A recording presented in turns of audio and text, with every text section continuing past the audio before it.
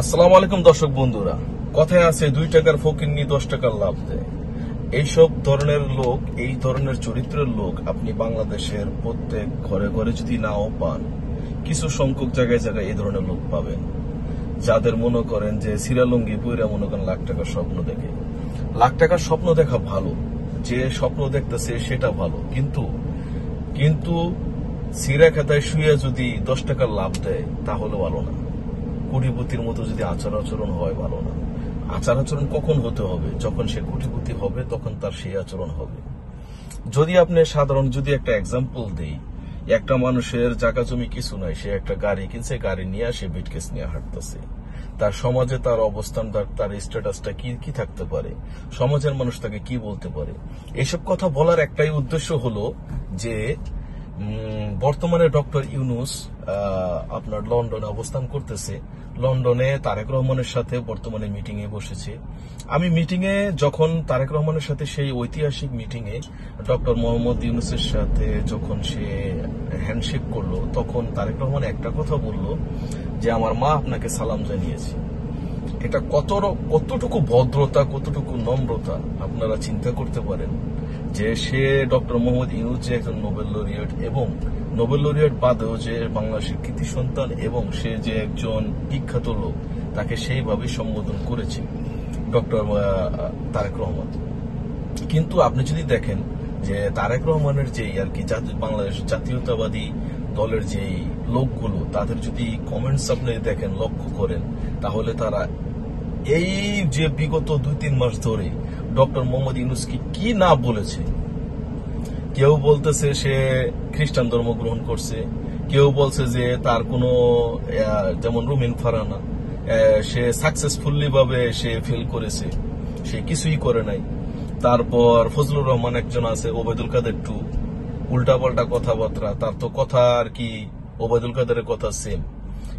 একটা জিনিস কি, জাতীয়তাবাদী দলকে এখন খুবই সতর্ক থাকতে হবে, কারণ যেহেতু আমরা জাতীয়তাবাদী দলের ফ্যান, তারপর আমরা ওইভাবে রাজনীতি করি না। এখন ব্যাপারটা হলো খুবই সতর্ক থাকতে হবে। আপনারা কি জানেন আওয়ামী লীগের আমলে এই ধরনের লোকগুলো আওয়ামী লীগটাকে নষ্ট করেছে, উল্টাপাল্টা কমেন্টস করে। এখন মানুষের প্রতিক্রিয়া বলতে আপনার সোশ্যাল মিডিয়াতে ঢুকতে হবে। আপনি যদি মনে করেন আপনার বিরুদ্ধে একজন খারাপ কথা বলতেছে, দূর সোশ্যাল মিডিয়া আমি চালাই না।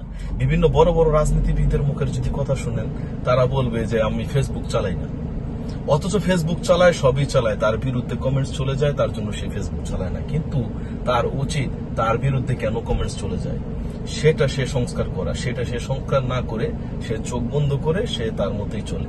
এই কারণে আজকে আওয়ামী লীগের এই দশা হয়েছে। আমি চাই না জাতীয়তাবাদী দলের এই দশা হোক, কারণ আমাদের জাতীয়তাবাদী দলের যে সর্বোচ্চ নেতা তারেক রহমান, তার ব্যবহার আচার খুবই মাধুর্যতা রয়েছে।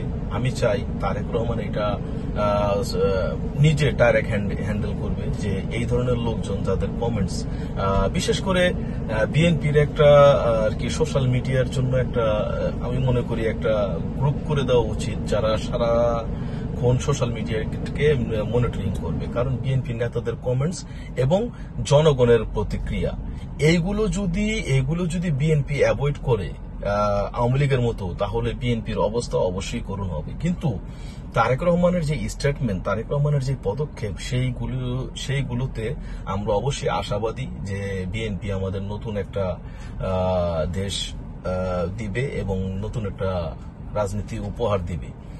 কিন্তু এর মধ্যে একটা কথা আছে যে একটু কম খান।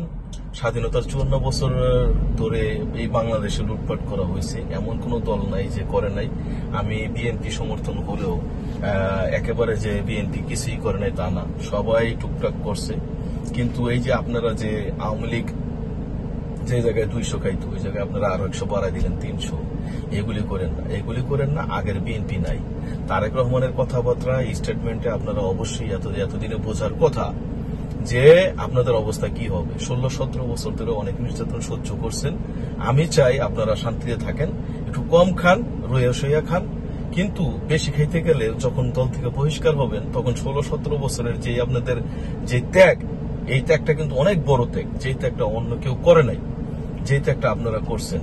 তো অতএব আপনারা একটু সচেতন থাকেন এবং তারেক রহমানের যে নেতৃত্ব, তারেক রহমানের যে আর কি নির্দেশনা, সেগুলো আপনারা ফলো করেন এবং আপনারা দেখেন তারেক রহমান একজন ডক্টর মোহাম্মদ ইউনূসের সাথে কি রকম ব্যবহার করে, আপনারা ওই সুলভে আচরণ করেন। আপনারা কোনো সময় 2 টাকার ফকির নিয়ে 10 টাকার লাভ দিয়েন না, তারেক রহমানের উপরে যান না।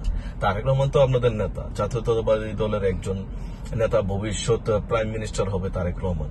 অবশ্যই তাকে ফলো করেন, তার মতো চলার চেষ্টা করেন। আমি চাই এই বৈঠকে একটা ইতিবাচক একটা রেজাল্ট আসুক, যাতে বাংলাদেশে, আমি টোটালি মনে করেন আমরা যারা এখন বাংলাদেশে রয়েছে সবাই এক, সবার মধ্যে একটু মতভেদ থাকতেই পারে। সেই মতভেদ অবশ্যই এই আজকের এই বৈঠকে অবশ্যই আমি চিন্তা করি, ভাবতেছি যে দূর হবে।